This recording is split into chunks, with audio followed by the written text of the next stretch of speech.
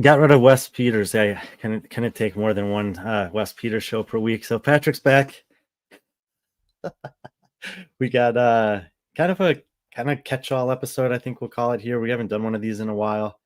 There's been a little bit of a lull in terms of the elite competitions around the world, but it does not by any means mean that competitions have not been going on. So we've got, I don't know, half a dozen or so, what I would call like tier 3, 4, 5 kind of competitions, some new ones, some that have been around for a while that we're going to take a look at and give some recognition to some athletes who've been kind of on the grind or performing really well at least one of those.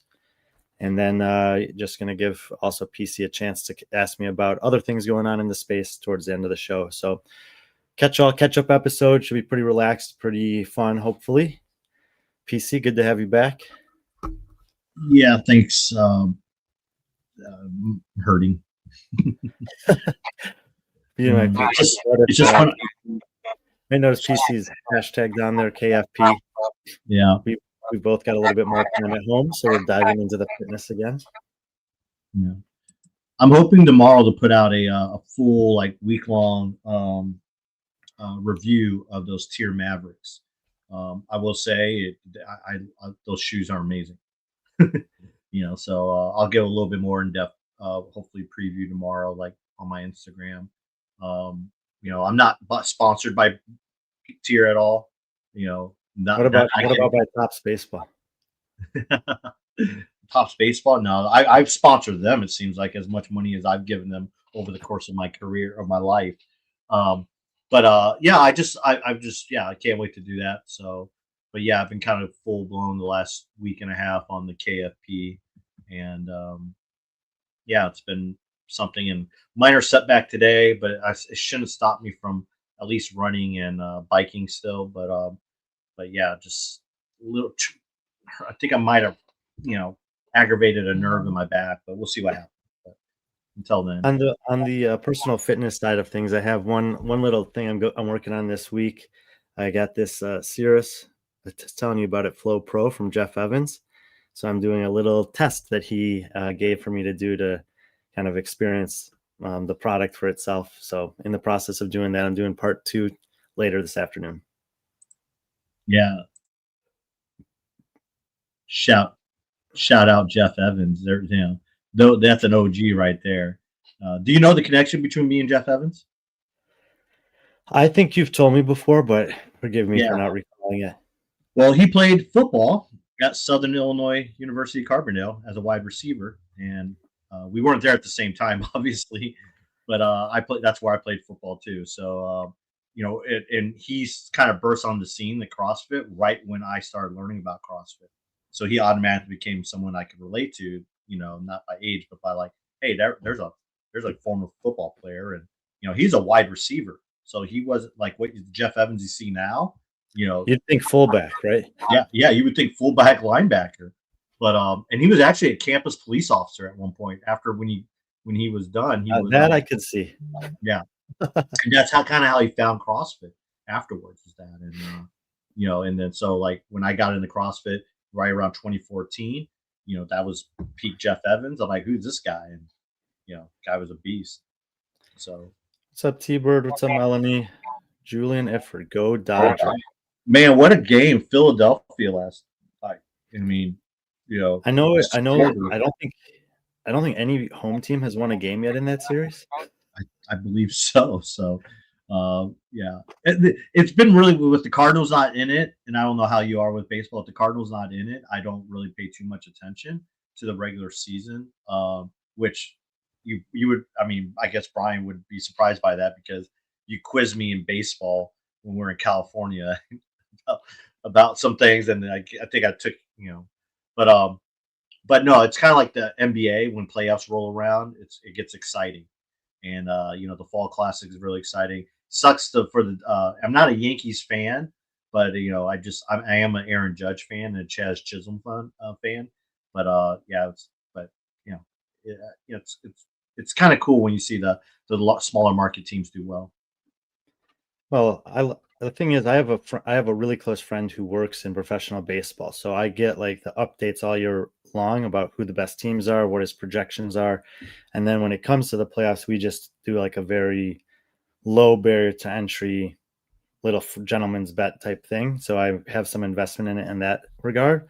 But I still, it's just if you listen to us a lot, like you won't be surprised that I hear these like stats that are thrown out and they just stick in my mind. So with regards to T-Bird here, 9 years since the Blue Jays have last made the championship series. So yeah, definitely a little bit of a small market team. About 10 years since their last serious run. Yeah, and I like the Blue Jays. And, we had this conversation. There's a couple teams I do like. I like the teams that can generate runs, and Blue Jays are one of those teams. Yeah, they have Vlad Guerrero, but they're just like they don't live and die by the home runs. Pitching becomes so valuable in the playoffs. That's why I think a team like the Dodgers and Phillies, it's a shame that they're playing each other because they have probably. Hey, whoa! No love for the Cubs and Brewers. Well, the Brewers have a really good pitching staff. The Cubs, not so well. Um, the Cubs, the Cubs have been really leaning in on their defense this year, but but in terms of T-Bird, yes, they won back-to-back World Series champions. Those are the Joe Carter years. We hit with a walk-off home run. So, yeah, and that's in CJ, WNBA, fitness, and Eagles. That's all I can do. Yeah, that was I don't know if you watched the WNBA highlights from last night, but AJ Wilson hitting that buzzer beater. That's why you're the MVP. And that's the thing is like there are so many superstars in WNBA, but everyone knows Caitlin Clark. But Wilson has been the MVP for like the last 2 years, and she showed it last night. And it's cool because they're saying the ratings for even with the Fever not being in the finals that they're tripled than they were last year because that means people are watching it. My dad is a WNBA fan, so I gave him my ESPN code and everything, so that way he can watch WNBA games. But my dad, I was like, one of these days I want to bring my dad on the show. I think it'll be fun. But he says I love WNBA because it's like my dad's he's Southern Illinois, Southern Indiana Hoosier, so he was raised on like fundamental basketball, and that's why he says he enjoys watching WNBA because it's like fundamental, and it's just like you're not gonna, it's fun stuff. But he is a Caitlin Clark fan, but yeah, WNBA it's a good time to be a sports fan. I think I posted something. We're on a stretch of 46 straight days of football. You did make that post. I see. Yeah. But in terms of sports, you look at all the sports that are going on right now. I mean, hockey kicked off last night. It's just like, the NBA is going to be coming in like 2 weeks. We'll be in the midst of the playoffs for football, college football. I mean, college basketball. And competitive fitness. Yes. Yeah, I guess that's a good. Yeah. Oh, by the way, if you're wondering what this show's about, it's about competitive fitness. So Chris Biesterfield here in the comments. If you haven't checked out any of his podcasts yet, he's had a ton of guests on. A lot I would say fitness related, some outside of the fitness realm that have been showing up on my feed, revisiting some topics of conversation that Sevan and I had with guests on his revamped Sevan podcast about 4 years ago. Still relevant topics. Chris is making a really big investment into that podcast. A lot of good production value, getting the clips out there, inviting guests on, very well organized, easy to deal with. So if you like a little bit of looking for a fresh take on some topics in and out of fitness, check out Chris Biesterfield.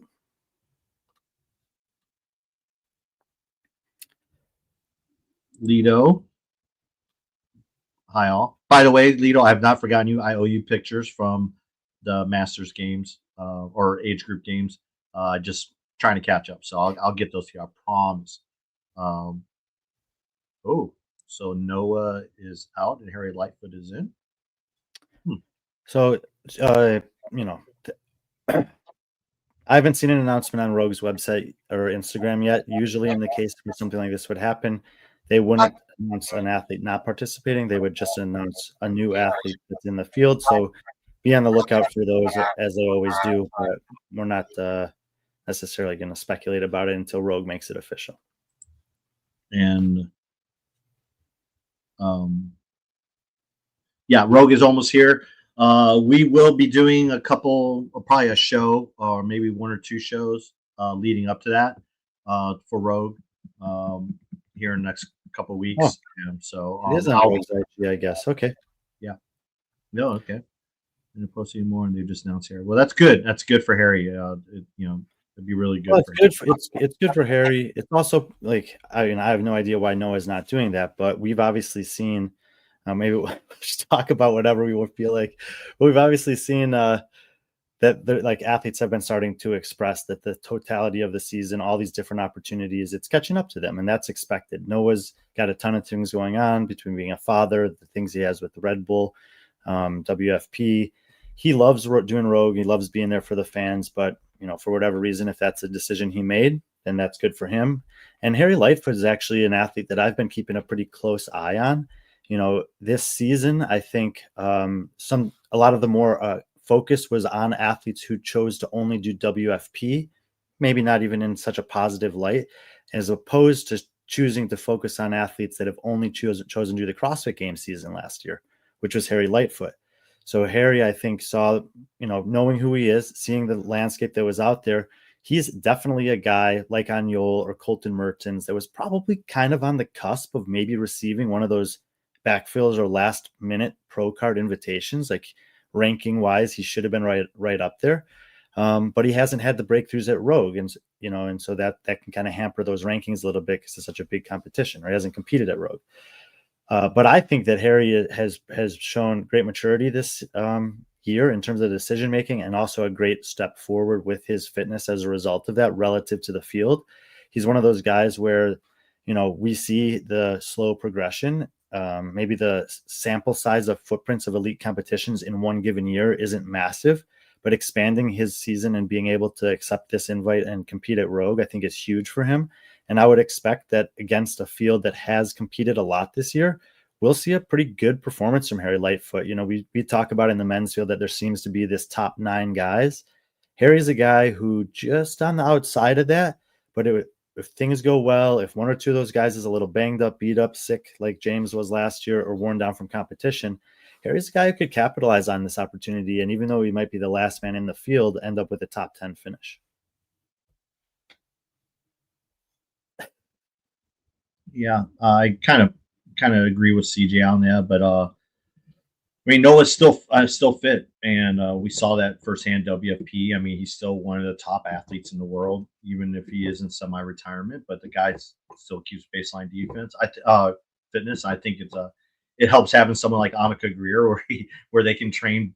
Whenever I think having Annika in the gym actually keeps Noah fit, because Annika says like if she needs someone to test or work out with, I mean, she calls Noah. Noah's like, and we know Noah. Noah's always gonna be like, yeah, you need help, I'm there, and he'll drive there and and stuff. So, but Well, I mean, despite this comment from CJ, like he's been able to maintain such a high level of fitness that someone like Annika, who's climbing the ranks, can call him up and actually be tested against him. It's not maybe it's not is becoming less and less surprising because we see athletes who have shown the ability to last 8 to 10 years at the top of the sport that when they want to, they can kind of flip the switch back on. But that, it's still worth noting, like that doesn't just happen. You still have to be putting in a certain amount of work to be able to do that. So I think he's just managing this transitional part of his life really, really well. Yeah. But congratulations to Harry. He's one of our favorites. He's a guy who obviously listens to our podcast. He's pretty updated on what we talk about and what we go through. I mean, he's been one of those guys who's always tried to prove Ryan wrong when it comes to rankings. And usually he does. Yeah, he does, and he has fun with it. Yeah, and that's the good thing about Harry. And a shout out to Fraser, their coach. Between Harry, I mean, he doesn't get as much love as some of these other coaches, but Fraser, what he's done with Harry and what he's done with Amy Kringle, it's been unbelievable. So for him to have 2 caliber top 10 athletes, and he's done a great job with that. So shout out to Fraser on that. Fraser Knox. Is his last name Knox? I think so. Yeah, Fraser Knox. So, yeah, and he's a new dad too. Okay, so there you go. I can't remember. Anyway, yeah, I believe it's Fraser Knox, But yeah, but we'll talk about more Rogue when it comes. I'll be attending. I'm pretty pumped up about it. I'll be heading out there, so that'll be pretty cool. So, but what we're really here is, I mean, we're here to talk about another, numerous competitions. And let's just start off with, I guess, Spain. I know we're not really going to go in order here, but we'll just start off with No, that's okay. Arbella, Marbella, yeah. I which mean, there's actually been four. What was that? go ahead. Which happened? Yeah, Marbella happened this past weekend. Yeah, there's been four competitions in Spain in the last month or so, Marbella being the most recent one. And we just wanted to kind of give some shout outs to some of these athletes and also to the competition organizers. Actually, three of these four competitions were ones that at one point this season I thought I might be attending and even live streaming, but I had to make some changes for reasons that had nothing to do with these competitions themselves. But the Marbella Championships kind of is developing a bit of a storied, I don't know, hierarchy over the last few years. I mean, it's actually the first competition Lucy Campbell competed at last year. She picked up the win there. She actually put out some posts when this was going on, just reflecting on what a crazy year it's been for her and how that was the first opportunity to kind of come. Lito, if you have any other information about her, I'd love to know it. I was just about to talk about the women's podium that you see here. But winning this competition is Diana Pinchuk. We've talked about her a lot, out of the Ukraine for a variety of different reasons. She loves competing. She really is kind of a spearhead of a community in Kiev there. Sometimes it travels with her to compete. She definitely had some support on this one as well. And Leah Storen finishing third, another athlete that we know super well, that we see at competitions like this all the time. She's kind of quietly racking up a significant amount of podiums this year. And then right in the middle, Ellen Marwick. So that Lito clearly knows that I don't know very much about. And like that's the type of athlete that is like always super fun to see at these competitions. And as we run through some of the leaderboards, we'll see a few others like that with relatively new names to us. But obviously, if there's someone out there that you know about or recognize or have some info, we always love to hear it. So congrats to Ellen on a pretty impressive performance. To beat Leah is no easy feat. And finishing to Diana, nothing wrong with that. Diana's been competing quite a bit as well. Yeah, Diana, I think this is like a huge deal for her to I mean, she's actually been collecting a couple podiums here in Europe. Like I said, she does a lot of traveling, and it's not easy for her to travel from Ukraine, Kiev, to some of these competitions. Just getting to an airport requires her to travel 10 hours to get to an airport to travel anywhere in the world. Great job on her. It just shows her level of fitness, and this could be, just how like something like this could help Lucy Campbell in terms of confidence. This is definitely something that will help her in her confidence and moving forward. I mean, she has the coaching. She has her coach is Nick Fowler, who Nick Fowler is one of those guys right now you don't hear much about, but he only takes on people that he thinks he can help and turn into legitimate CrossFit athletes. He doesn't have a big camp, but this is a guy who's coached, Kowski, he's coached Carl Webb, and so it's really good job, really good achievement for her. And Lito says their Scottish athlete has been steadily improving the past few years and unbeatable in endurance events. Okay, that explains a lot. She finally managed to put everything together and had a great performance. Yeah, so that's really good stuff to know. That's one reason why we do these type of recaps of some of these competitions. Is that way we can gather information like this. So they're not. It's cool that they're surprised sometimes, but we don't like being surprised too much. Well, and then we can. Oh, go ahead, finish up. no. And then rounding out the podium is Leah, who Leah is one of these athletes. 18 years old, she was up on the come up. For high level gymnast, part of the gymnastics program there in Norway. Kind of made her mark, just doing really well in open workouts. And then she's been dealing with knee injury since, and still not 100%. And she, again, in my mind, I think her and Andrea Solberg and they're right up there at DB when it comes to handstand walking or anything on their hands. They're up, those three right there have to be the pinnacle of the sport when it comes to those type of workouts.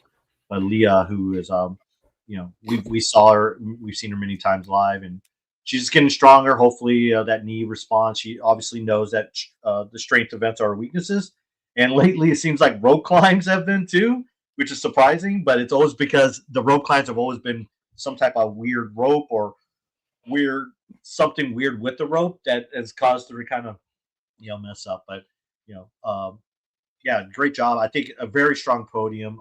It's really cool to see someone like Ellen, kind of pop Well, out. and and really appreciate the info from Lido mentioning that she's coming down from Scotland, and so you see a totally international podium here. No Spanish athletes. You get this comment from Base Show. One of our lads, Daddy Pennington, was there in Elite. He's Connor's younger brother, Connor Pennington. If you're familiar with the CrossFit space, you may have heard that name before. Great family, decent lads. And actually, Marbella has more participation in their qualifier, and I think even their live competition from the UK than they do from Spain, if I understood the competition organizers correctly when I was talking to them about it. But let's flip over to the men's podium because we got another international smattering of athletes here, and there's only going to be two guys on the podium in the picture because of a pretty kind of, for me, sad and unfortunate thing that happened to Victor Lungdahl at the final, basically, movement of the last event, breaking his leg coming down from a rope. But he did finish third. Grzegorz Marzakiewicz from Poland, who we've seen around, finishes second. And Michael Smith, who is another semi-retired dad, came down and won this competition. If you don't follow him on Instagram, you should go see some of the posts he put up about this. It was pretty. He was definitely having some fun with some people back home, and I was like very celebratory, lighthearted, and just a cool way. I've had some cool conversations with Mickey over the years, especially the last couple of years. I didn't expect him to actually show up to this competition, but I also know that he's the kind of guy that when he shows up, he tries to show up prepared, and clearly he was, because Grzegorz and Victor are pretty good, and Mike was able to take care of business there. Yeah, it's really encouraging to see someone like Michael and him having so much fun. Um, I, you know, I man, I feel so bad for Victor. We know both know Victor pretty well, and man, just on that last rope climb, and just brutal because that guy loves competing, and he just not just see that. But the good thing is someone like Victor, he has such a really good like attitude towards things, and that he just looks at it as just another challenge, and he'll be fine. Um, don't know too much about Gregors. I mean, I've seen his name. Obviously, it's a very unique name. It kind of stands out, but it just looks like he had a blast too. And I think that when you look at, if you go to the Marbella Instagram, which we have up now, it's like you'll see like a lot of their content they're putting out. It shows that it's a lot of fun. Workouts on the beach. People out on the beach. People just having a good time. And Well, we I had think this comment here. I'm surprised Marbella doesn't have a live stream, considering how popular it's become. I guess the beach venue isn't the easiest to stream from. That's not like, for example, we could do it with the setup we have. We know we could do this competition live stream. They've had an interesting journey for people who, if you've gone there or had people who've gone there every year. I think the venue has changed for them quite a bit, and they're trying to dial in a little bit more consistency on that front. Get a few things like consistent year to year. They definitely want to have a live stream. I talked to them multiple times this year about potentially doing it. It didn't end up making sense this time around, but I think that there's an intent from them to evolve in that direction, if not next year, pretty soon after. I mean, if they keep on getting these type of level athletes there, I mean, you look down the list. I mean, a name that kind of we didn't really talk about on the women's side, but Ella Wunger, she was there. Emily Trout, Ella Wunger is former games athlete, really well known. She's just kind of don't know what her intention is anymore when it comes to the fitness. She's obviously done some competitions, and just based off her resume, you would think she would be one of these athletes who probably just kind of like Elisa Fuliano, because of you just show up and podium automatically. But I don't know. I really don't know. But it has to feel You want to know a funny thing about Gregorish? I was trying to recall this. I had to look it up to be completely sure. But at the 2023 European semifinal, he beat Michael Smith by one spot. He actually finished 20th that year. Michael finished 21st.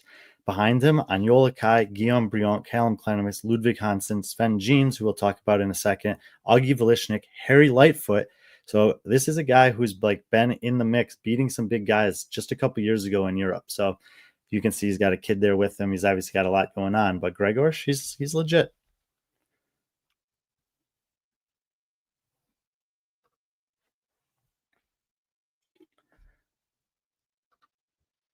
Um, yeah. So, but that's one of the competitions in Spain we're talking about. Can you pull up Barcelona next? Yep.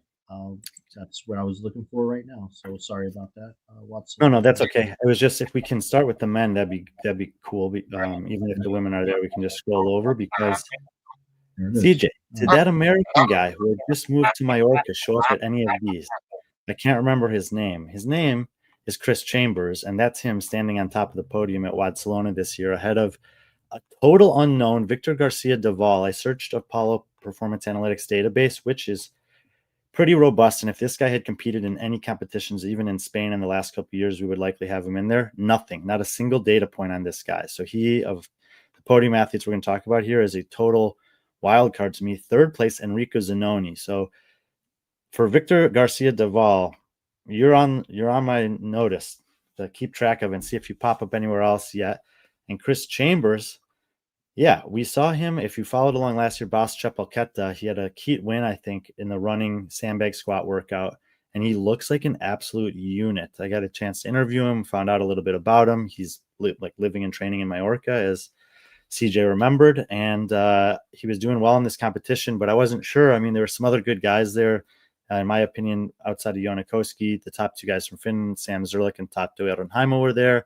Some other young guys in Spain, Pedro Munoz, Chema Rodriguez, some veterans like Brian Hernandez, Javi Serra, and these guys are the ones that end up on the podium. So I am curious to see what kind of competitions Chris Chambers goes after next year, but it looks like, in the 8 to 10 months since the last time we saw him, that he's made a big, some big improvements. There weren't a lot of exposing of Chris this time around. So yeah, there he is. Good shout out, CJ. And this has to be really cool for Chris to beat, this is a pretty high level competition in Spain, and he beat someone like Enrico Zanoni, So, if I'm Chris Chambers, I'm probably looking ahead to say, okay, what other high level, competition in Europe? Because that's a cool thing that he'll find out, is that living in Europe, it's you can get on a really cheap flight and go to any of these competitions, like whether it be like German Throwdown or something in the UK, or they're or somewhere in Greece. They're all over the place. They're all Spain, over. Italy, Greece, Germany. They're having Norway, Sweden. There's always competitions going on. Yeah. And like Patrick, it's easy to get there. Yeah, exactly. So hopefully he builds off this momentum. It'd be really interesting. I mean, and again, we've talked about this in the past with some of these European athletes. It's like you can make a pretty good payday, pretty good career out of just doing that, because traveling is so cheap there, and you just start collecting checks, a la Matt Frazier 2012, 2013.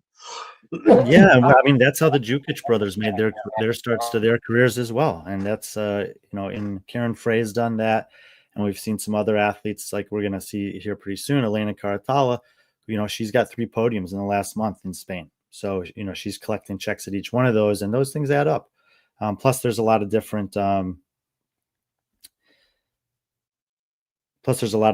Like sponsorship opportunities, and you can be quite creative. We've had some cool conversations with Moritz about the way that he's leaned into sort of German speaking brands and built up a little bit of income on that front to supplement the gym and the competition stuff. So you can be quite clever. And like Patrick said, it's not that difficult to travel around Europe. I have this comment pulled up here. That's why these streams are so great to watch. Spot the new people.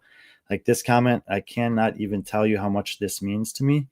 This is something that Patrick and I have been very passionate and adamant about trying to do for years. And CJ, we know that you're always watching and you love seeing that too. But It really is.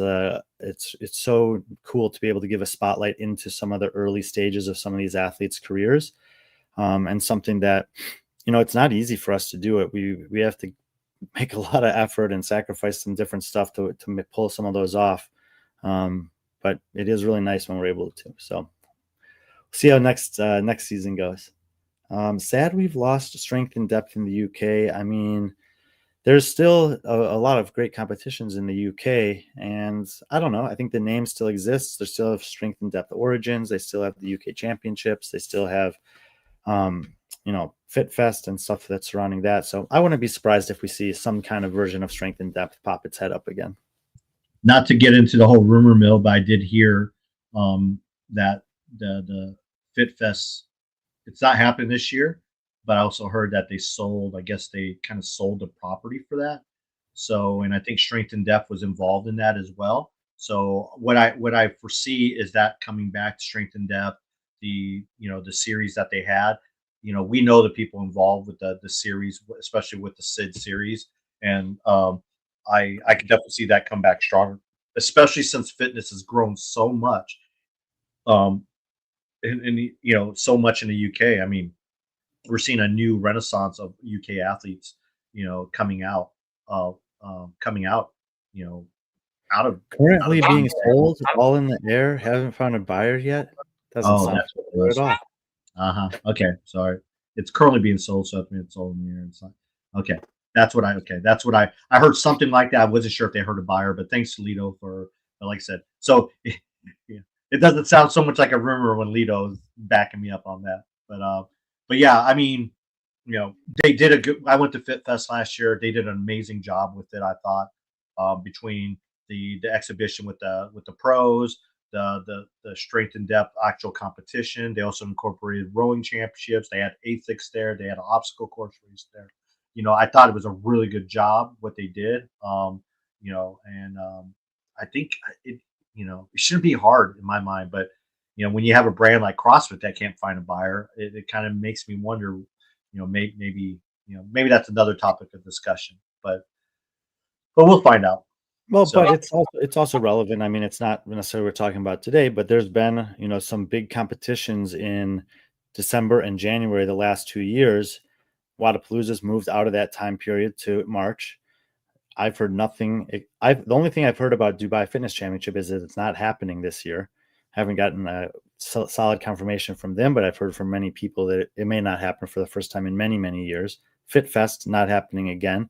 Obviously, there is the WFP. That's a big event in December, but the competition landscape is just kind of constantly shifting, and that happens in sports. I think in some of those cases, like Wadapalooza's been at that time of year for a long time, and they've moved a couple months later. Dubai's been running for a long time.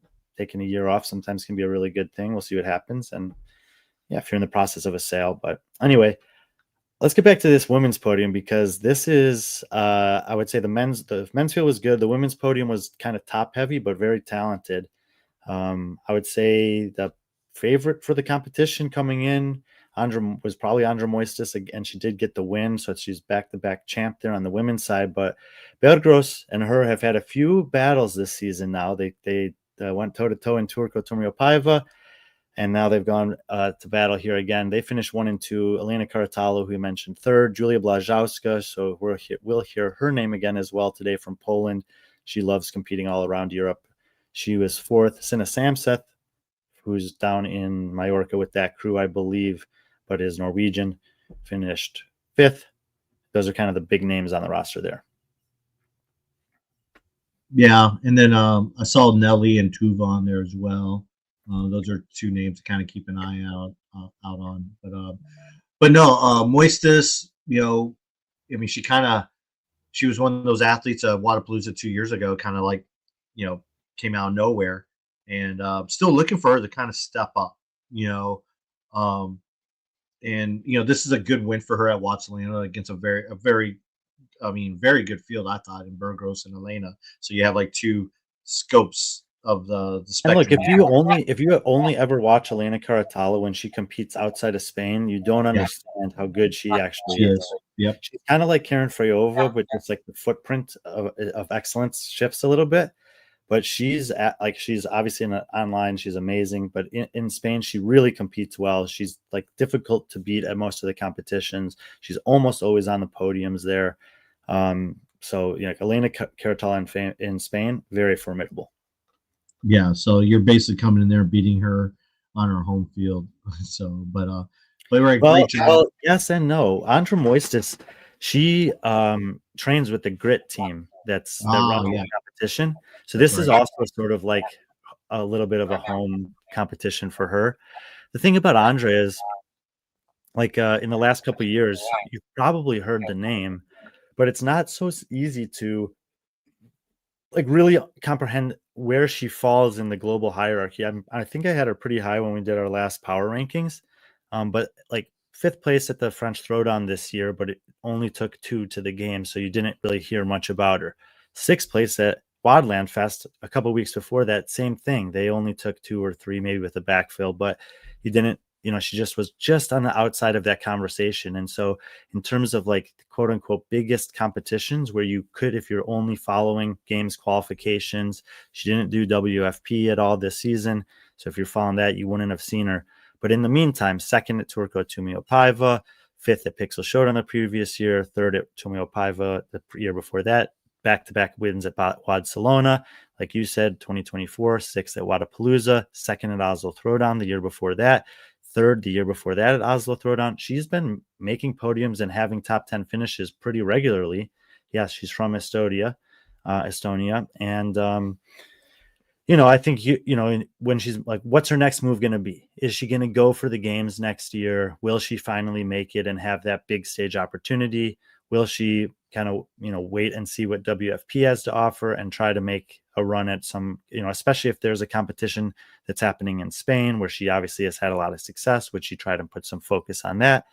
Maybe a little of both. But I do think that she's right on the cusp of becoming a name that if you watch this sport, you can't not know. And so for those of you that are following a little deeper, you can see the progression and like the work that goes into not just training, but competition before making that step. Yeah, she's doing all the right things, and like you said, it's only a matter of time. It's just she's just kind of being overshadowed. But any other year over the last prior to the last couple of years, she would we would be talking about her more. Other people would know about her because of the amount of chances, opportunities to qualify for the games. But now she has different options, and it's something that we will talk about later, but just not today. But it's just like at some point, athletes have to make a decision.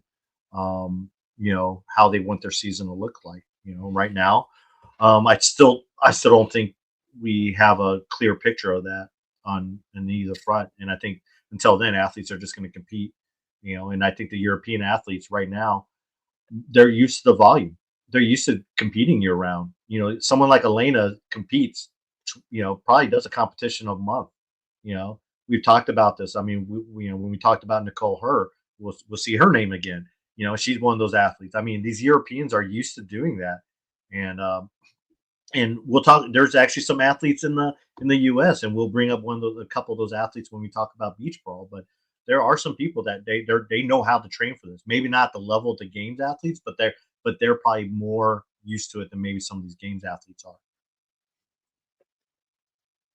Comment here from CJ. I would love to see all these podiums as WFP challengers. I mean, I know that there's been conversations about a little different look on WFP season next year and how the challenger process would integrate more with something that's practical for athletes of this caliber who can compete but maybe can't travel so easily to get involved. But as of this moment, I haven't seen anything come out from them that would really allow for the planning process for athletes to start happening yet. But I do know that behind the scenes, WFP is working really hard to come up with the right structure for next year that suits their goals and also hopefully is a little bit more accessible for athletes around the world.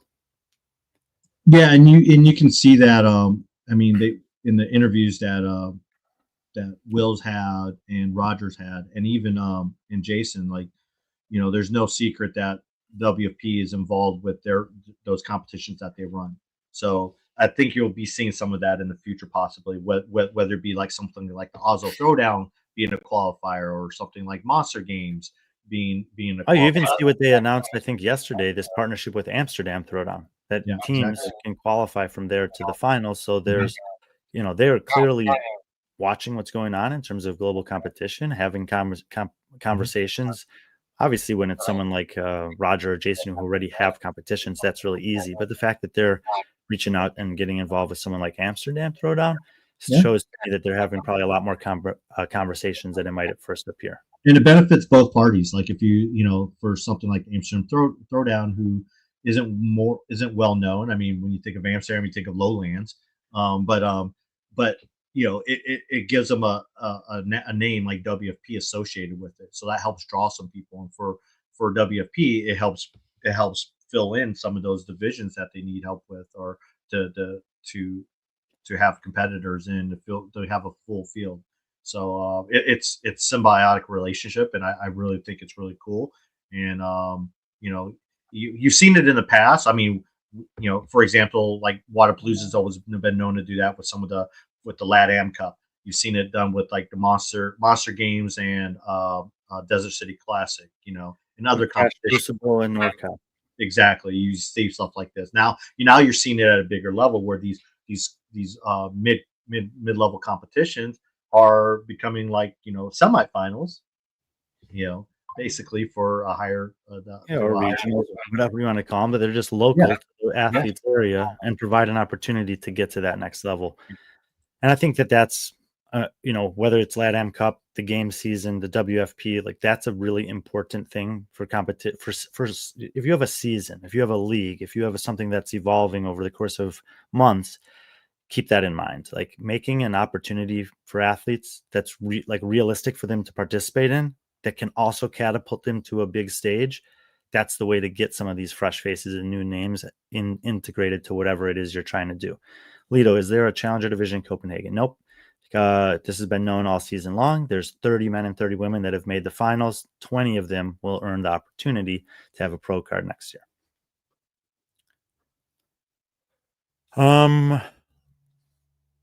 Two more competitions in Spain. Let's just run through, and they're a little bit smaller yeah, scope, I would say, than the other two.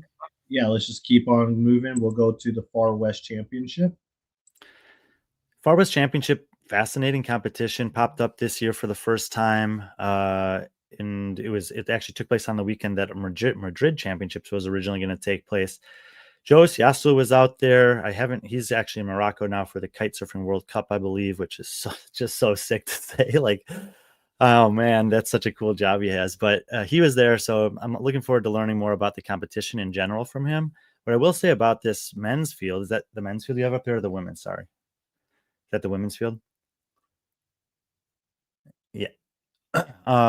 The women's field, Elena Caratala takes the win, Nicole here, and then Ellie Elisa Casado. On the men's side was three people that I had not heard of before, but they beat two guys who got fourth and fifth that I had heard of before that I kind of thought would be the winners. Diego Pereira from Portugal, who we saw compete in Wadland, and Carlos Del Arco, who I've seen compete. But it was instead Carlos Casado, Pepe Albendin, and Alfonso Mendoza, three new kind of Spanish guys on the top for Far West. And yeah, I mean, I always say it whenever we cover competitions in Spain, there just seems to be, especially in the men's field, just competitors emerging left and right. And we got a new competition and some new names. So throw them in the mix with Victor Garcia Daval from Barcelona as guys that I'll be keeping a lookout for next year to see if they, take the next step forward. Yeah, very interesting. I mean, it seems like every time we cover one of these Spanish competitions, there's always like one or two new names that pop on the podium that I don't know of. You have very little knowledge of, but it's always cool to see that because you just don't know. I mean, we know how crazy the Spaniards are when it comes to CrossFit functional fitness. And I say functional fitness is like if you've seen some of these high rocks events they've been having over in Spain, it's like it's ridiculous. And just the what Spain they loves have, sports, man. they love sports. They do. I mean, you've been to the. I mean, they just. I think it's just that the lifestyle. Like they love. It's laid back, loving entertainment. They love people watching. They're proud of themselves. They're proud of their country. It's one of those also one of these countries where people are up. They're up all night. And it's like, and they want to be I don't know when entertained. they sleep there. I don't. Between I don't know siesta and either. partying I till really 4 don't. a.m. Yeah, it's pretty bad when someone like me, who's a night owl and can't keep up with the Spaniards. Like, but it's just really cool. And I mean, I I'm just kind of shocked that like there hasn't been like a very outside of Madrid championship, there hasn't been a high level competition in Spain, like something along the lines of like something like Road or Wadapalooza. I mean, Madrid Championship is basically, there was that one year. I mean, and kind of a little throwback. Remember Madrid Championship? What the rumor was supposed to be? What was it? 2020 Madrid Championship. They uh they put out. It was.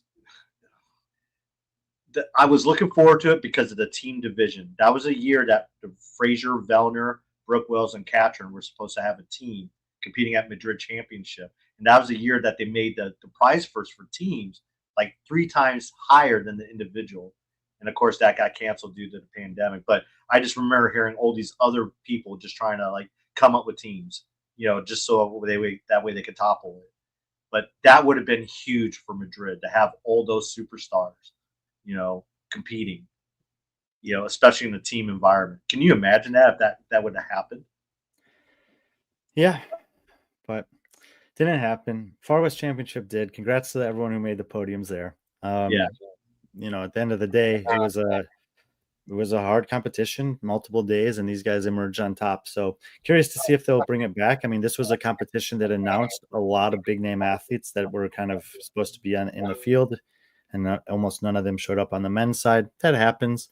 But for the guys who did show up, all you can do is beat the people there. So congratulations, especially to Carlos Casado on taking this win down.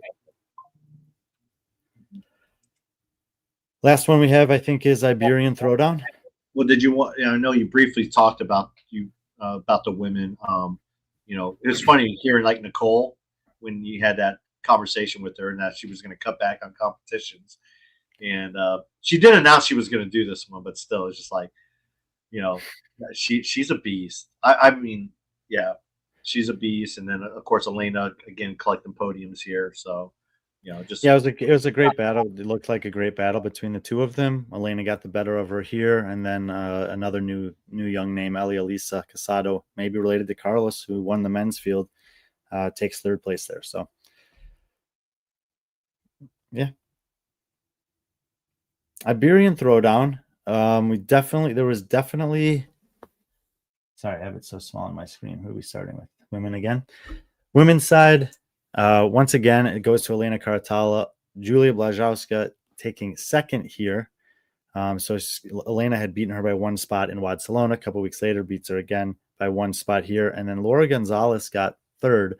I think Bas Chapelqueta was the first time I saw Laura Gonzalez compete in person. She's kind of on the Slater side for an athlete, strong for her size, but probably going to give up strength to the field. Pretty good with gymnastics, really good with the cardio side of things. She takes third. She beats out Alesna Aguiazabla, who I would have thought would beat her in this competition. Anita Cantini, who we saw at Fall Series Throwdown actually last year, I think, having some great performances. I got a really fun interview with her there. Marina Rios and Helen Nutter round out the top 7. Helen Nutter coming down from the UK, so another athlete out of the UK competing in Spain. But great podium finish for Laura. Another check for Elena, and a nice podium there for Julia, who, as you mentioned, likes to get out there and compete, and she's done a couple of them this past month again.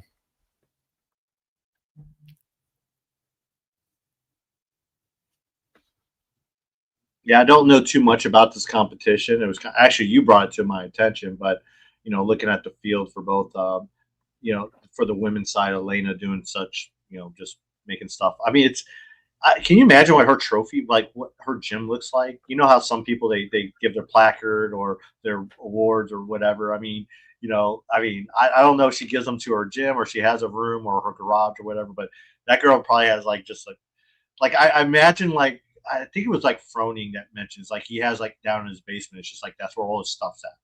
You know, he doesn't have too much of his like accomplishments that are hanging out around the house because that's how Hillary like Hillary doesn't want that stuff around.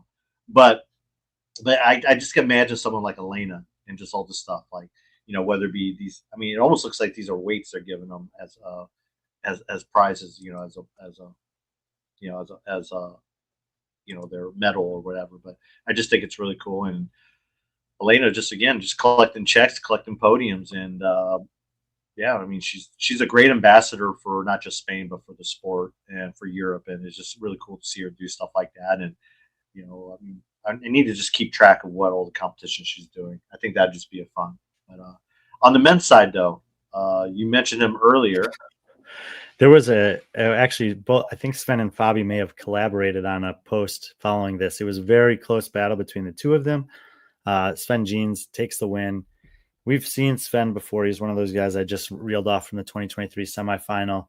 And he's just been on the cusp in Europe of similar to what we talked about with Andre Moistis. Like, he just seems like he's been like one rung below the international breakout level, but picks up a nice win here, beats Fabian Benito, who I would say in many ways is like Elena Caratala in Spain. He's always competitive there. He's tough to beat there.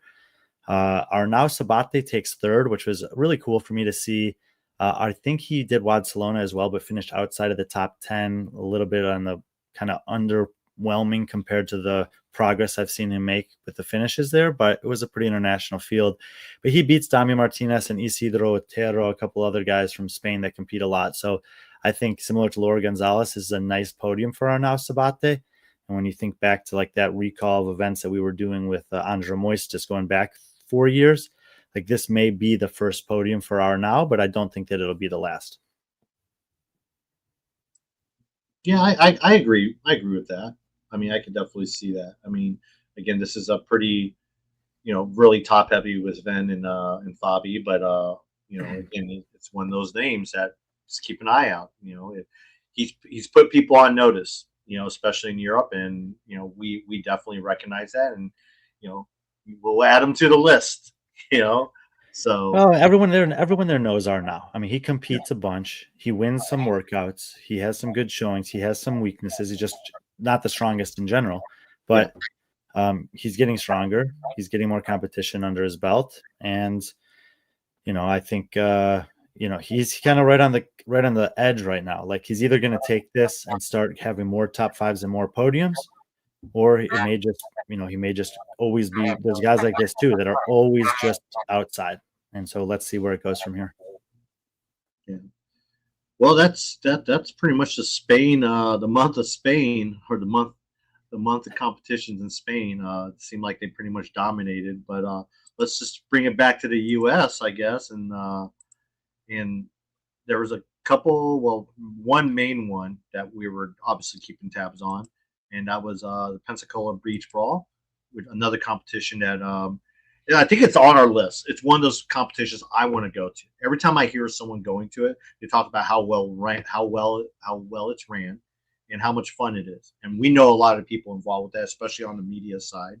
Our very own Carlos, who he's greatly involved with that. He does a great job putting a dream team of like content creators out there. So when you look at their Instagram, it looks like it's like a huge competition, and they do a good job of promoting it. But yeah, Well, you got the women up there, and I think let's go from bottom to top. You got Ava there in third. I know this was a big deal for her. yeah, it's been a while since she's done an individual competition, and coming off of her first trip to the games, she she's kind of circled this like, hey, I want to do an individual competition. I mean, she's a team athlete right now, but she does. She started off as an individual athlete, and she wanted to kind of see where every time she's done something, she's individual competition live, she's podium. You know, and in this one she was in contention, and kind of fell off there at the end, but still overall good. I think she's very happy where she finished in third. These are against competitors who she doesn't know, but it again, for someone like her, the more athletes you can compete against and gain knowledge from, it's more data points, and you just keep going. Yeah, and Alex DeGarmo takes second. I think the only competition that we've streamed that Alex was in was TFX 2 years ago. She took a top 10 there, ninth place finish. So I've seen the name before. To me, she looks a little bit leaner, a little bit fitter. Competition results were very good here. She's done beach brawl previously. The last time she did it, she was 11th place. So this is a big jump forward for her. Whether the field got easier or she got better, probably both. But a nice finish for her. And they all are looking up at Sydney Witter. And I tried to do some research on Sydney. And the best data point I could find on her is that she did not even make a top 1,000 in the Open last year. So for me, this result comes out completely out of nowhere. Um, you know, and I mean, when something like this happens, all you can say is job well done. And I look forward to seeing you again. Is this a one-off? I mean, I don't have a great explanation for it, but there she is winning the competition. It's a very unique competition. It did have swimming in it. First time in I think in a couple years because they've always had issues with jellyfish. Usually that type of year, that time of year, there's I think they have like a jellyfish like migration in that area. But this year they didn't have any, and they actually had an open water swim there in the beach, so that was really cool to see. And they had a long run on the beach, so that was kind of neat too. And yeah, Ava asked me the same thing. He's like, "What do you know about the Sydney girl?" I'm like, "I don't know anything about her." I'm just like, I look. So I saw the same thing you did. So you just never know. Sometimes those athletes, they just whether it be programming or just something Yeah, where but I mean, dude, I was expecting something like a yeah, Wadapuza RX, Desert City 25th, like a TFX 18, anything. yeah. And there was This nothing. So this might this might be it. This might be the start. You always look for that athlete like some type of background. This is it. Maybe this is the cause. This is that one competition. Like same with we'll probably we brought her you brought her up before. Someone like Maddie Fouts. She could be the next Maddie Fouts. So I mean, Maddie Fouts had like one competition until we actually hey, got there to was know him. probably some competition in 2012 that was Matt Fraser's first competition, and he won it. And someone was like, "What the heck is this guy?" Yeah, exactly. So who knows? It's like again, this is why I enjoy doing these shows. I know like these are like competitions that not many people know anything about, but there's always like we every competition we've covered so far in this show, there's been one athlete. It's like, Yeah. hey, keep an eye Uh-huh. on him. Maybe she got married. That is a possibility, I guess. Could But I be. don't know because I did find some stuff on her. Anyway, if anyone knows Sydney Witter, love to know about her. Do Want to go to the do you know anything about her? Maybe she's secretly from the UK as well. Let's flip over to the men's side. I saw someone was asking about Noah. Uh, for reference, Noah, second place at Monster Games this past summer, first at Metcon Rush, second at Fittest to the Coast, fifth last year at Beach Brawl. So yes, Lynn, you've probably seen him before. PC, you've gotten to know Noah pretty well. I would say no surprise here, but still adding to the resume, and it's getting more and more impressive. Yeah, no surprise at all. He, especially the programming as well. I mean, a long run, some swimming. We seen him. That guy loves running. He's built for it. Has an engine on him. Guy loves to hurt too. But he's 4 for 4, in podiums right now, and this is a big one for him. And the thing is, like, he has like basically less than 10 days, and he's got to compete at Crash, which will be the biggest test for him. So he can keep on sitting there and collecting podiums against maybe lesser competition, but now he's up there with the big boys at Crash Crucible. So this is a good little maybe it kind of reminds me of like what Karen did with like she'd do a competition before a competition to collect paychecks. The kind You of go to fun. Athens Throwdown, bank 12K, then show up at Dubai 2 weeks later, and it's Yeah. kind of like playing with house money at that point. Yeah, and I think that's what I mean because I imagine after Crash, Noah's probably going to he's probably going to end up going to Desert City. He's got the invite there, and I can't imagine him not going.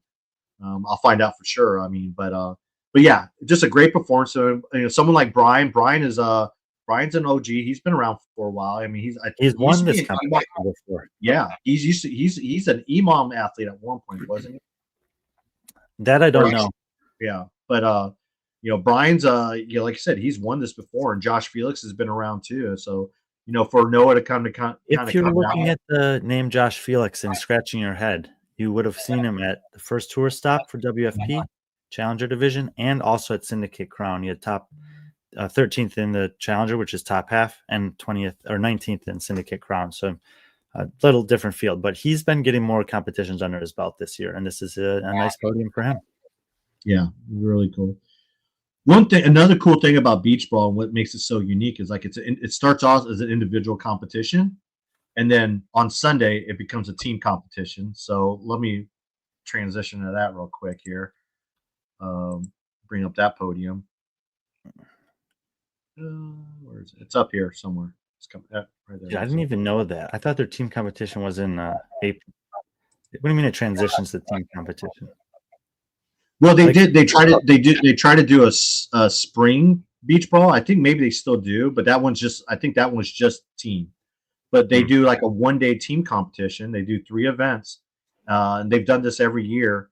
Where they've in some years they've actually split it where it's like half and half. Where Saturday you transition from being an individual athlete, and then if you're on a team, you go on and start doing team competition. I think Sydney Wells and Alex Smith did it 1 year or something like that. But it was really cool because again, Ava, you'll see a lot of some names on here. It's like Ava, finished third in the individual, but she was on a team with Riley Good, and they got first. And then Noah Wilson, was on a team I think with Sydney as well, Sydney Witter on that second place team. So they just stick around for the weekend, do a team competition. So it's pretty cool. And I don't know for sure, but I think that on third place, that guy on the left in the maroon shirt is he's like a long lost twin of Jake Kazan. It might be. You think he plays Catan? He definitely looks like he's a Catan player. But that's a cool thing about so it was a really good weekend of talking to Ava. It's like a really good weekend of fitness for her. A lot of vendors, a lot of fun in the sun. Weather was decent out there, so. Well, and beach ball, I think also is just a good reminder that doing just being you and doing your thing is totally fine. Yeah. Beach ball to me, like the competition organizers of beach ball, it reminds me a little bit of NorCal. It's just something that they've been doing. They have their team. They believe in their process. They believe in their product. Athletes show up every year. You get some big names, yeah, but it's a big time community thing. They have obviously Carlos involved in a great media team. And I think that it's just like as an athlete, you can kind of count on it. It's always there. If you want to get involved and want to compete, Pensacola, what time of year, what caliber of experience you're going to have there.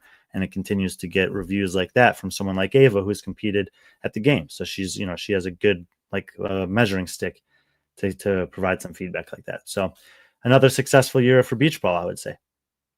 Yeah, definitely. I mean, it's one of those competitions that it's very strong locally. It brings a lot of people in from the southern states, and it's very popular. And I just it's really cool. I mean, why wouldn't you? I mean, again, that's on my list of competitions I do want to go to and attend and check out. So, but yeah, so that kind of while we're right here and we've been mentioning Carlos twice, should we recognize what Maddie Rogers achieved this past weekend? 100%. What Maddie did. What's the cool thing? Not it's a cool. I guess it is a cool thing. She's not happy. She finished. She got a bronze medal, but she also understands what her legacy is, and for her to collect that many podiums, but for those who don't know, Maddie Rogers, she completed that Worlds this past weekend this past week actually, in Oslo, right? It was in Oslo, I believe, right? Or Norway? Yeah, no, Nico was out there shooting it. Yeah. Yeah. And had some great lifts, and it's she's been dealing with some injury issues and slowly coming back, and her accomplishment. I mean, that's just something really cool, and Tier did a really cool thing with her about her, and like I said, we saw the pictures that Nico took. But yeah, just what a cool thing, especially someone who whose beginnings were in CrossFit. She started off her fitness journey was in CrossFit, and and it's just really cool to see that, especially someone that's heavily involved, like Carlos, with the content creation in the sport. and just see this lift is just ridiculous. This is it's such a good lift to watch. You get to see, like, from the focus to the I know you said she's disappointed, but after she hits this lift, it's anything but Oh yeah, disappointment.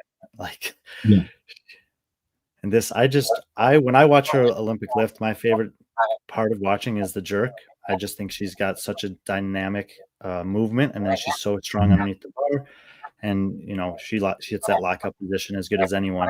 You see how yeah. much it means to her. I mean, it's a big deal.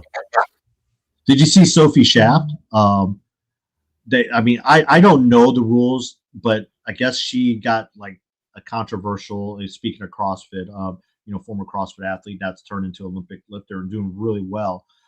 She got one of her lifts taken away because they said that there was a bend in her elbow on her jerk, and it looked great to me.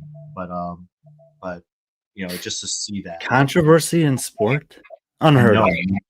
unheard of. Let's talk about we're talking about sport. Another event that happened. It wasn't really CrossFit or, I guess, functional fitness, but it was a pretty big deal.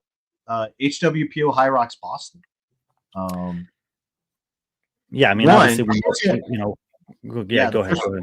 first thing that pops out to me, and Brian, you can correct me if you see something else. It's just that the name HWPO being associated with that. I mean, that is anything you see for High Rocks Boston had HWPO above it. That was part of the agreement. It's part of it, and that's the first thing that sticks out because here again, you're seeing a CrossFit, a brand, a company born out of CrossFit, just taking on other things, other functional fitness, and getting out there and being partners with it. And I think that's really great. Yeah, I mean, I think it's not necessarily new, but it's new with High Rocks to have this integration, to have a brand like that there. And I think a lot of the last few years you've seen, whether it's apparel companies or training programs or whatever, that have made these little forays or endeavors into other things. I think that this has been multiple years in the making. The guys, like the people that you and I know, or that most people would know from HWPO, the O'Keefes, the Frasers, and those closest to the top of the organization, they've been traveling to and competing at High Rocks for the last couple of years. They'll mix and match their partners, they'll do some pairs, whatever. They're all super fit, but HWPO is very intentional. Like, they don't go places just to go places. When they go places, they make the most of their visits. And so, when you have the reputation that Matt Fraser does, you can get into pretty much any room. And when you have the business savvy that Matt O'Keefe does, he just reaches out. He's like, "Hey, we're coming out there. We'd love to meet up with you guys." And people are so excited to get to meet them. And then they will sit down, and obviously it's like, yeah, you can get a picture with Matt or whatever. But then they talk about, how can we work together? What can we do to further this thing that's changed our lives so that it can change other people's lives? And I think that sometimes the initiatives and the endeavors that HWPO has pursued are not, like, they're not kind of the expected ones. Sometimes they don't even get that much talked about. Like, I think I haven't really seen many other people besides us talk about the impact that they've done in Colombia or in Australia, or in the Middle East. And they may not be the most obvious things on the surface, but like, they're going there and having these conversations and critically evaluating the landscapes and thinking about ways that they can use Matt's fame to have an impact on the grassroots of those communities. And now they've done it here with High Rocks as well. So I think this is just like another domino sort of in the lineup of brilliant moves that they've made, of taking what they've created and then integrating it into kind of systems that already exist to elevate them even further. And yeah, that was, like, I think the way that they got involved with the city of Boston there is another thing that's kind of borrowed from CrossFit competitions that we've seen have success over the years. Partner with the city, because it's beneficial for the city in so many different ways. When you're able to put on a big event like this, it just takes sometimes a little bit of patience and being willing to have those conversations potentially over years to make something like this happen. Yeah, I mean, I think what High Rocks has been very smart by kind of embracing the CrossFit, community. I mean, you see this shirt right here. The guy, a Masters athlete wearing a CrossFit shirt. They've really, they're not they've embraced it. High Rocks is, and I feel like in certain moments, I feel like the CrossFit community is not embracing High Rocks. You know, um, I mean, Well, you see I that. mean, this goes back to this other. I think I might have talked about this with Chris Beasterfield. Actually, it's like, Mhm. what do you mean by community, and or CrossFit community, and just understanding that that term is now so complicated. Like what that means to you compared to what it means to me, compared to what it means to any person who's listening to this, can be completely different. And then your response to that, filtered through your own lens of what CrossFit community means, is going to basically dictate whether you agree or disagree with what Patrick said. And so my encouragement to people would be, try to take a step back from whatever you consider that to be and reconsider it from a different perspective.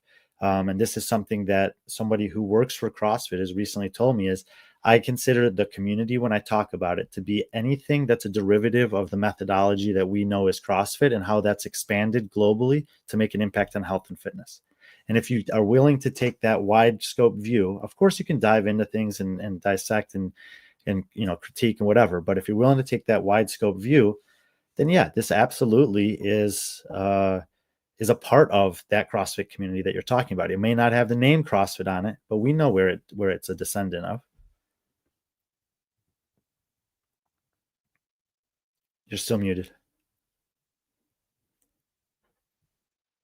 And I think that's a cool thing about this partnership they had, is like, here you go, Matt went out and competed, in this. We weren't just a sponsor name by this, but here you have the greatest men's champion, greatest men's CrossFit athlete, individual CrossFit athlete ever out there competing, and um, it's just really cool to see, and they fully embraced it, and embracing that yeah, he lives in Vermont, but Boston has a special place in his heart. So it just makes sense when you see stuff like this. It just, there's certain things when it comes to partnerships and sponsorships that just makes sense, and bravo for them. And I think the last thing I kind of want to say on this is like the Wells sisters, Sydney and Brooke, kind of last minute decided to do this and to qualify for nationals.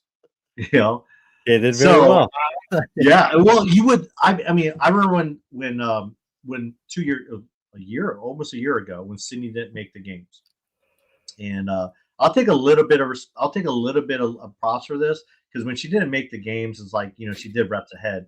But I remember sending her agent Zach Long like, "Hey, has Sydney thought about like doing a high rocks?" And he goes, "Not really." And then I won't take credit for it, but but she signed up for the Anaheim event, and I think she finished like 16th, in the pro field. But she wasn't training for high rocks, and they weren't training for high rocks for this either, I don't think. But they're just that good as a pair that I think if they did train for high rocks, I think they could do really well, especially if Brooke is retired from, you know, CrossFit competitions. She's still going to do fitness. I think high rocks, she doesn't have to worry so much about the Olympic weights and just stick to machines and cardio and some of the stuff that she probably will do anyways. And I think it's really cool. Yeah. So HWPO High Rocks Boston, cool event, great event. Congrats to all the people involved in that. What else you got? Another, well, we mentioned it, but we forgot to. Someone else did a high rocks this past weekend. Where I got In to find. Berlin, Here we go. or Hamburg, or No, something? Oh, Toronto. Yes. Chad actually ran into him. Yes. So Chad, Chad, who from us, he was there supporting team. He's really big in the high rocks too. He did another one. He did a doubles. Yeah. Oh, he did. Oh, well, I didn't know that. But Vellner, kind of last minute did a high rocks. And then something I've been saying for a while: if you're a CrossFit athlete, why not do a high rocks? It's on a Saturday. You're probably going to do some type of piece that's similar to it. Just go out and have some fun. Get a part of the community. I don't know. It and I think that's what Vellner did. It's like, hey, grab a partner. Let's go do it. Buddy, let's do it. And I see this person who's his partner. Mm-hmm. And a part of me is like, damn, dude, that's so cool to be Vellner's partner. And another part's like, oh, man, I would never want to be Vellner's partner. Exactly. Like, so you're doing this solo, huh? Yeah, man. Can't do it solo. What else? What else you got for me? Let's see what else was there. Oh, so WFP trials that came out, Well, let's just right? say this: there's this is a huge time of year for qualifiers. Mhm. There's a ton, especially in the U.S., of big time qualifiers going on. WFP trials, I think, is like a one-off thing, and this is more for the community. So if you want to have an opportunity to compete at the finals in one of the non-elite divisions, you got it till this Sunday to sign up for that. So get in the, go to the competition corner, search World Fitness Project Trials, and throw your name in the ring. It's 3 weeks long. I think all the workouts are already announced. I think you have one or two per week. And it could be, especially if you're in Europe, I would say it could be a cool opportunity to get on the pro floor for at least one workout in the finals. So check out World Fitness Trials if that's something that's interesting to you. Teams, duos, definitely available. Patrick's got the information up here about the workouts. So pretty accessible. Maybe that's of interest to some of you. In the U.S., there's at least 3 major qualifiers happening this fall as well, and all 3 are kind of, at this point, I would say, long-standing competitions. Wadapalooza's qualifiers are going on currently. Obviously, there's tremendous participation in that. Looking forward to Miami in March. Fittest of the Coast qualifiers are going on right now. I think they just started week 2. Kyle and the team down there always put a lot of work into that. They're expanding and growing, kind of venturing out into new domains geographically in the Southeast there. And then the Fittest Experience also has had their qualifiers. Patrick and I have been looking a little bit at the leaderboards. It seems like there's some notable names participating in all of these, which is as expected. But if you were not aware that they were going on, I would check out any one of those, I mean, those are all really, really well run competitions. So whichever one's closest to you, or if there's one that you're interested in maybe traveling to or just throwing your name in the ring for, Fittest of the Coast will have an individual and team option. You can qualify and compete in both if you want to, or you can do either one. Wadapalooza's individual qualifiers going on now. Their teams will be in a couple weeks. And TFX, I think, is just an individual qualifier. So check them out. Throw your name in the ring. It's a fun time of the year. Throw down with some friends, whatever. And who knows, you might qualify for one of these. Yeah, you mentioned fittest experience. You know that typically happens in January. I think they already announced it for January. The dates are already out for fittest of the coast. It seems like fittest of the coast is getting bigger and bigger. I mean, last year you're able to. I mean, you've covered it for the last 2 years. So, it just seems like this year it's getting to a level. Just seeing some of the names and some of the people I've talked to saying that they're doing the qualifiers, it might be up there with something like Crash Crucible. It's easily accessible like Crash Crucible, I think, in terms of qualifying and in terms of traveling too as well. So They put out yes, something or other. I think they have almost every single state is participating in their qualifiers at this point too. yeah, I'm not surprised. So it's like you said, it's a well-run competition. So speaking of Wadapalooza, a lot of big news has happened regarding Wadapalooza the last couple of weeks. First the announcement that the partnership with Tier is no longer happening. I thought it was so awesome that the post they put up you hardly ever see that when it comes to not the dissolving of a partnership or just them moving on. You hardly ever see like a thank you, and props to Dylan and his team for kind of doing something like that. Tier has become synonymous. I mean, it was a 3-year deal, I believe, right? I don't know, but I mean, Tier Wadapalooza, yeah, like you said, it almost became ingrained in our minds to say those 2 words in collaboration with each other. The investment from Tier into Wadapalooza has, I think this was really well portrayed, like you said, in the announcement that they made. It elevated Wadapalooza from, as good as it was, it made it better. It brought it to the West Coast. It introduced us to the Tier Cup. They were able to introduce tons of new runs of shoes and like the runners that you talked about, through this collaboration that have gotten into the hands of many people and kind of gave a fresh look to a competition that was already a decade old when they got involved. And yeah, I think it says a lot about the relationship, any relationship, when you're able to have an amicable departure. And that's seemingly what happened here. And I just, I think that it's It's exciting to see what's going to come next, but we definitely don't want to like move on to that and forget this tier era, because it was a critical era for with the Wadapalooza and just the fitness space in general. I mean, this is about as international of a competition at Wadapalooza in Miami as you're going to find. People come from all over to compete in this, and it's one of the coolest experiences that they'll ever have, whether it's as a one-time thing or if they're one of the best in the sport. So thanks to Tier for all that they've done with Wadapalooza in this year, and congrats to both of them on that period of time. Yeah, and you will not see the end of Tier. Like I said, we know the people at Tier really well, and they are really invested in the sport, in their athletes, and they're in the community. And I mean, so this is it's an interesting aspect of this. Like Tier has clearly been a huge player in the space. It's a big investment to partner with Wadapalooza. It's also a big investment on the athlete side, potentially the biggest that we've ever really seen. The number of athletes and the caliber of athletes that are on their roster.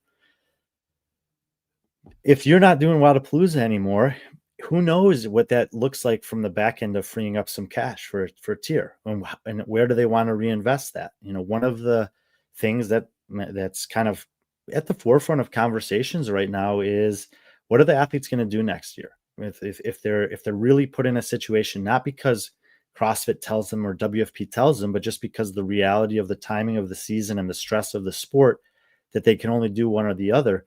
It's obviously a financial consideration for them, but it's not just the prize money on the floor.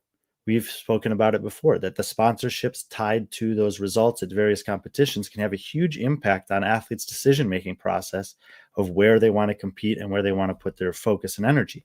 So a company like Tier could, take some of maybe this free capital and tie it into incentives that are related to one of those seasons or the other, or both.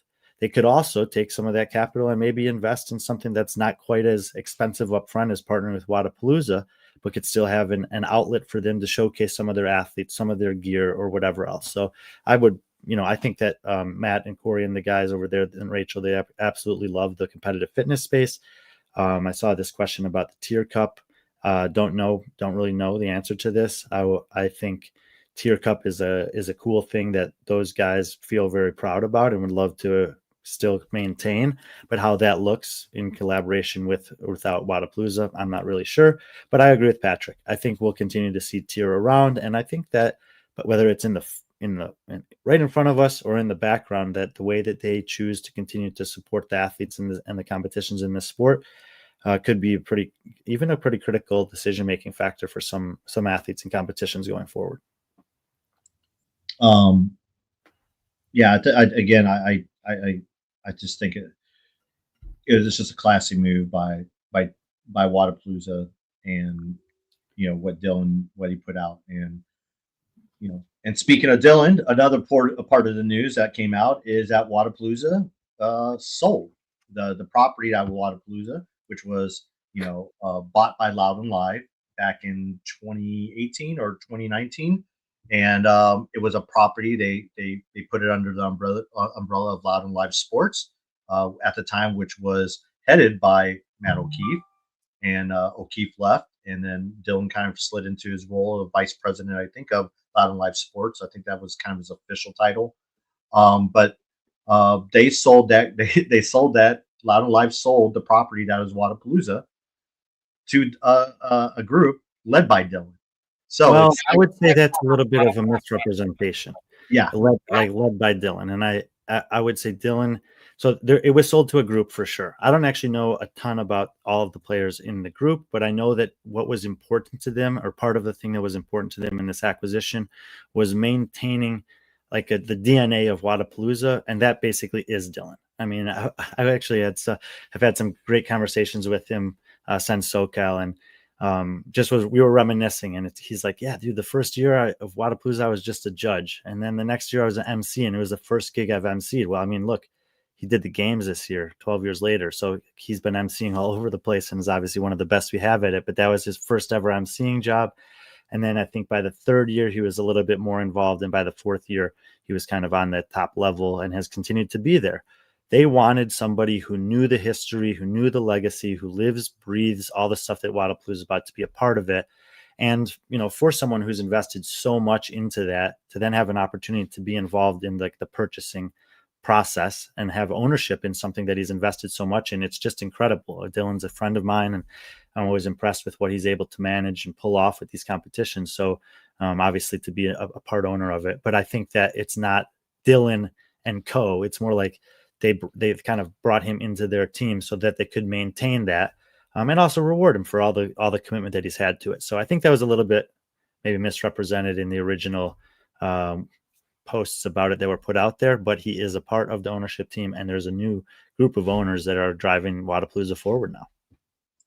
No, I mean, I agree. I mean, my apologies if I kind of worded that strange, but you're right. I mean, just some of the stuff that was put out there, but yeah, I agree in terms of Dylan being a part of that. I mean, I've got to know Dylan really well over the last, I guess, 3 or 4 years. And the guy just lives and bleeds Wadapalooza. I mean, Yeah, no blue, no red blood there. It's blue and pink. yeah, exactly. And the thing is, like, it's so cool because he started off as a judge there, and it's like, and me and him had a conversation in LA, in Huntington Beach about that. And I told him, like, yeah, one of the last competitions I did was as a judge was at Wadapalooza. And he goes, "What? I didn't know that." I'm like, "Yeah." He's like, "Well, it's good to know. Maybe we'll bring you back." I'm like, "No, I do not want to judge again." But it's just kind of funny. But that explains so much because we know. I think I've gotten to know Dylan more off the competition floor in terms of like when he's not involved with Wadapalooza. For example, like he traveled out to Denver and he was like a big part of the MBS Turkey Challenge. RIP to that, by the way. But he showed up there and he was helping out with so many things there, and he wasn't getting paid. He was just like, dude, I want to help out. Let me know. And he ended up helping out with Rep's Head as a judge, and just all these other things. And that's what he wants to do. He wants to be involved. Like, I ran him at Fit Fest last year. He wanted to learn more about the ethics thing that's going on. And, his wife Katie was participating in it. And it's just like, the guy wants to learn so much about how he can make the sport functional fitness and bring all these communities together. I mean, the guy is he's smart, brilliant, has a good heart. And it's like, I haven't watched his interview of Talking Elite Fitness yet, and I know I texted back and forth with him just as much as and I know you've met with him as well. And it's like, you can't, it's I feel very, very optimistic about where Wadapalooza is going to go from here on out, especially with him being a part of that ownership group and being rewarded for being such a loyal servant to the Wadapalooza brand, and which has turned into its own community itself. I mean, you brought up the whole word community, but there is a Wadapalooza community as well. But and so congratulations, hats off to Dylan, the new group. I mean, they got a big, just like their Instagram under construction. There's a little bit, I guess, a little bit of a teaser there in terms of who might be the new. They moved on from Tier, but it looks like Jim Reapers is going to be involved somewhere somehow, and that's another brand that's kind of asserting themselves, just like Tier did a couple of years ago, kind of asserted himself into the sport. I think Jim Reapers has really made that evident over the last, I'd say, 6 months, that they want to be a part of this sport, part of the community, and I'm here for it. Yeah, a lot of people I think kind of saw it coming just with how prominent of a space they had in SoCal, and you know, their booth there looked great. A lot of their apparel was cool. We saw people repping it. Obviously, they've signed some big athletes, and it's nice also when you have like their first athlete that I know of was Austin Hatfield, and Hatfield's one of these guys that like you can watch a brand and an athlete potentially grow together. I've talked about this with a couple disc golfers. We've seen it with a few athletes on the CrossFit side. Think about like, I don't know if she was there originally, but like, Katrin and Noble early on, and then just the way that those things have built together. So I think Austin has the championship caliber in his DNA, and I think Jim Reapers is, really excited about that growth. So I don't know. I think it's new. It's refreshing. They moved to Miami. I mean, they moved Miami to March. Now they've got a new ownership group. Now they've got a new sponsor. It's a lot of change. But the constant, like we said, is Dylan and the team that's around him that's been there for a long time. And so, well, I think it will be fresh. I think it will still be kind of solid because the same people know what, they know what needs to be done. Yeah, I think it's only going to grow, which it has every year. I mean, who would have thought that Wadapalooza would have moved to South Beach? You know, that was crazy. It's like I thought they would move venues. They had to at some point. They had to, but I would have never thought that they would be on South Beach. You know, I was thinking maybe further north or somewhere, but I did not think like literally on South Beach. That which is crazy, and it just shows like how much people and the city of Miami has and South Beach has embraced that. And trying to come up Yeah, with Miami Beach. I mean, that the government there is very much involved. yeah That's why they moved to March. And hey, when they first announced that last January, immediately, because that's just how my mind goes, I was like, "Ooh, that's going to be interesting to see how that move integrates with the CrossFit Games season." It reminded me of when they announced SoCal. They did both of those 14 months prior to them happening. I think that's great practice. I mean, if you're going to do something new in a kind of can be a congested ecosystem already, announcing it that far ahead of time, it kind of stakes your flag there. I mean, Wadapalooza is not new, but it's a new competition in SoCal. Wadapalooza is not new, but we're moving 2 months later in the season. Well, we know the Open's typically around that time. Quarterfinals had been in the past. Some of the semifinals are pretty early this year. Obviously, there's WFPs, but they made that announcement in January.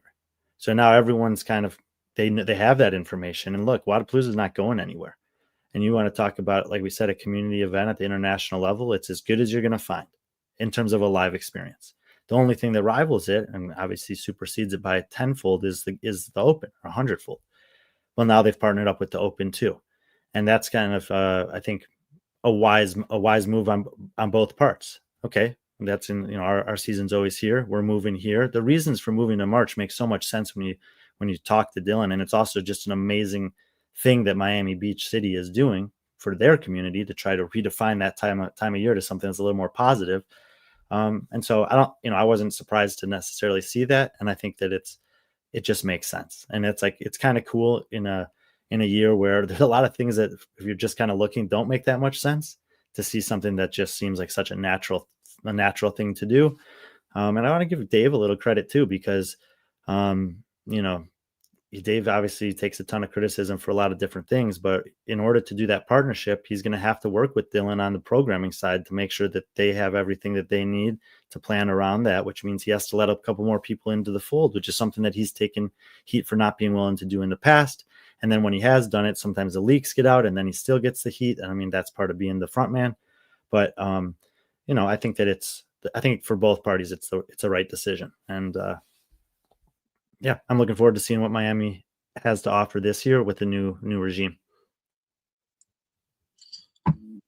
Man, we covered a lot in an hour and a half, actually. I was going to ask you about your thoughts on the whole sale, no sale type thing, all the stuff going on, the coaches Congress, but I mean, I don't know. Oh yeah, I mean, I'm happy to give a couple thoughts on those things. Yeah.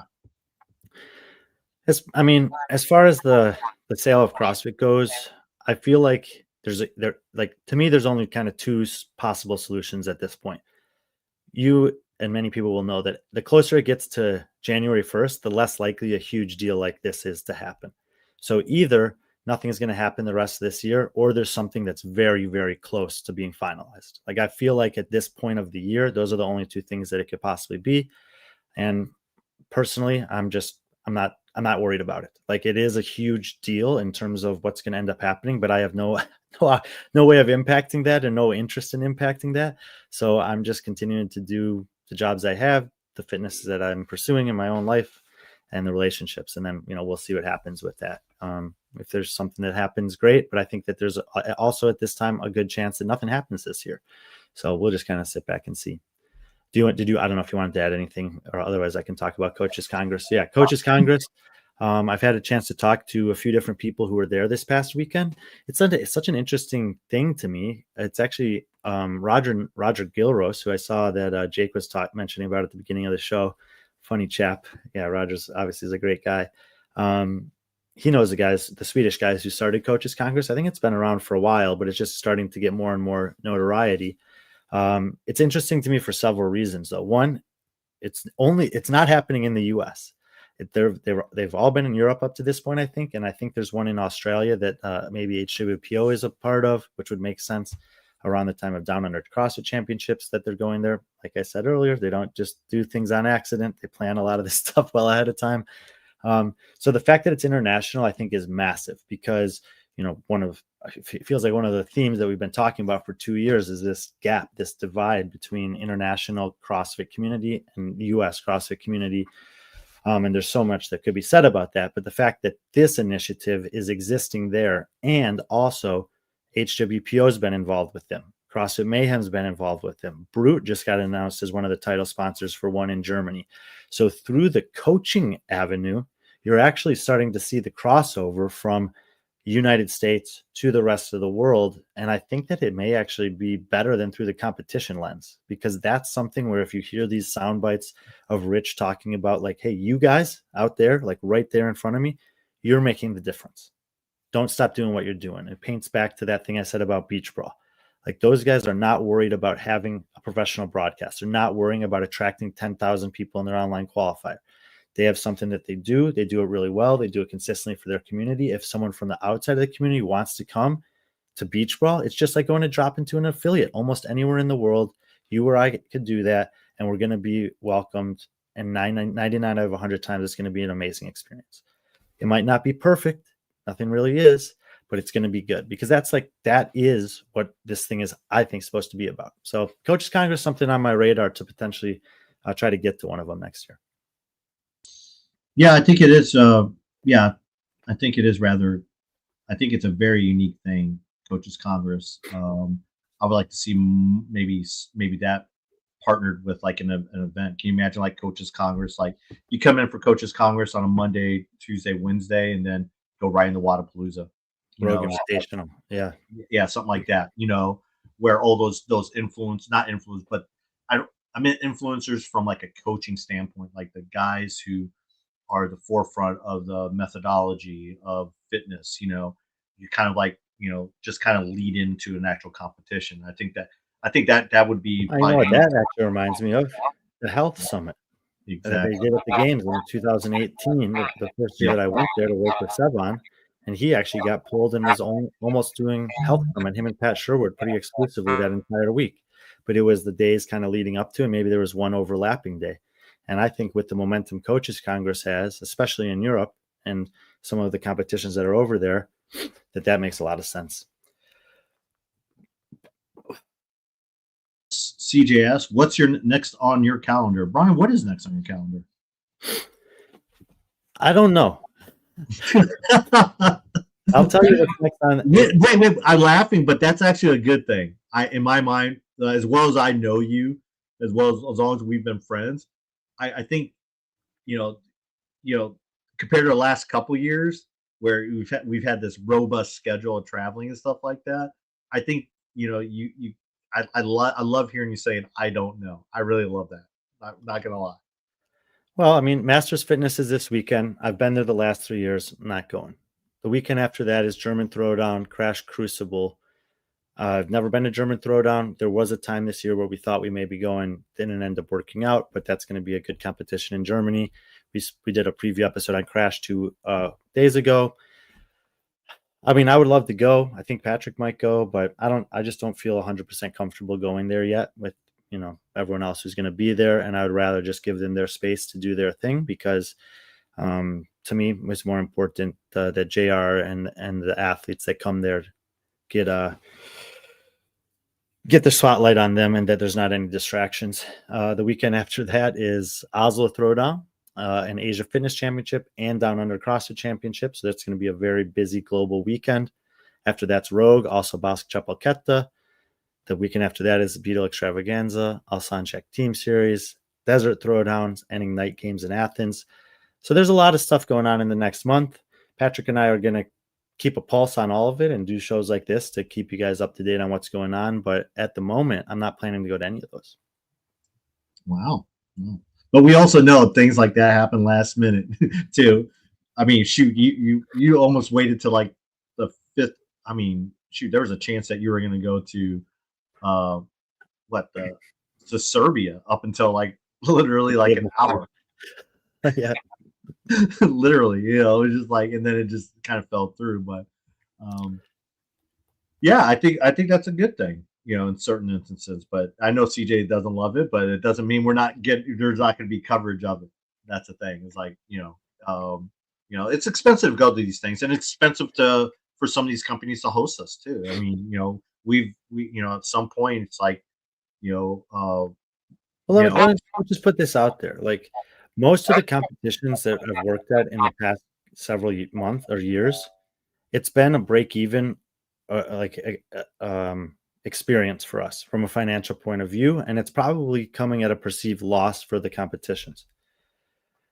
What we really want, CJ's asking this, what we would love to have, because almost all of these competitions are willing to provide travel, willing to provide hotels, willing to provide food. But then if you ask for a salary, like that's already going to be costing $1,000 to $2,000, depending on how far away they're bringing us from. And in some cases, like if we want to go to Down Under Championship or to the Middle East, you might be talking about $2,500, $3,000 just on that side of things for one person to travel there and for them to put them in a hotel and feed them for competition days. Then if you want to get paid on top of it, which is what we have in order to do this, like that's what we have to do. We have to be generating some income. I never like asking competitions to do that because I know how difficult it is to make the dollars add up at competitions. I think it needs to be a sponsor from a sponsorship perspective. Like there needs to be, and that's what B.Friendly Fitness was originally trying to be, was a platform where you knew you could go week after week after week to find out what's going on in the competitive fitness landscape. But we've had very little support, and we understand why, from the North American media in terms of like pointing to and promoting that. And those guys have a much bigger foothold on the audience in North America than we do, which is completely fine. And then we also haven't had a major sponsor, someone who would maybe sponsor 5 or 10 or 15 of these competitions. And then that would make it less burdensome for the competitions themselves to be involved. But if a sponsor is going to do that, it either needs to be like a one-off thing that makes sense for that sponsor at that competition. But I think more impactful would be to find some kind of a bigger global brand that could support, a half dozen to a dozen of these, create some continuity, not just in terms of the storytelling, but also the exposure of their brand, and that's where you make the biggest impact. We do have a Patreon. We haven't been promoting it hardly at all in the last year. We still get a couple $100 a month from people who just probably have forgotten to take it off their credit card statement. But you just reminded people to take it off now. Yeah, no one's gonna worry about $6 here or $3 there or whatever. So yeah, and then I mean, also personally, like the work that I have been getting this year, it's like less competitions, but a much bigger impact at each one, and like I guess like bigger. Maybe it's time Brian starts OnlyFriends. Sexy. So anyway, that's kind of the reason why. And I mean, yeah, CJ, I would love to find a European brand, an international brand, something that would be able to really be supporting. It wouldn't just be supporting us; it'd be supporting the competitions, because it's it's just it's a burden on them, and they want to have a live stream, they want to get it out there, but it does cost money to do it. And they don't like. I would rather, if they were going to spend $5,000 total dollars on B.Friendly Fitness being there, like I would rather have them spend $2,000 and put $3,000 towards the athletes or $3,000 towards the spectators or whatever, and then find a brand to support the stream. But it's been difficult to find that path so far. So I guess now we've spoken about it publicly, so let's see. Yeah. I mean, I've looked at some ideas. I mean, I'm working constantly, evolving on that. We've talked to some potential sponsors just for the podcast, but in terms of, like what we would make from the podcast wouldn't really sustain us in terms of traveling to some of these events. So that would have to be something separately, and it's just hard. It's just hard right now. It's like on a lot of people. Yeah, dude, I mean, look, I talked to Kyle with Fittest of the Coast, who we've live streamed the last 2 years, and they want to take the money that they've allocated towards that and put it into other things that they're doing on site for the athletes there, and that's totally their prerogative to do that. I mean, that's what I just said is actually kind of optimal situation. I would still love to go to Fittest of the Coast. I think it's, Patrick was talking about how it's growing and how it's incredible and whatever, but if that's not where they want to allocate their money, I'm not really interested in trying to convince them to. Yeah. CJ, those comp streams are, and there are ways around. And there's things like I've pitched the whole idea. It's like, a lot of these competitions, they make a lot of money, or they make money back from sponsorships. Well, now by having a broadcast, that's another thing you can sell to those sponsors, and you can sell that at whatever price point you want, but that goes right to the broadcast, so it's not coming out of your pocket, and it's helping the sponsors, and it's not coming, and it's not coming out of our pocket. It's coming out of the sponsorships, but they're actually getting something of monetary value. So, like, if you're, like I said, we should give credit where credit's due. I mean, this is something that Sevan has done very well.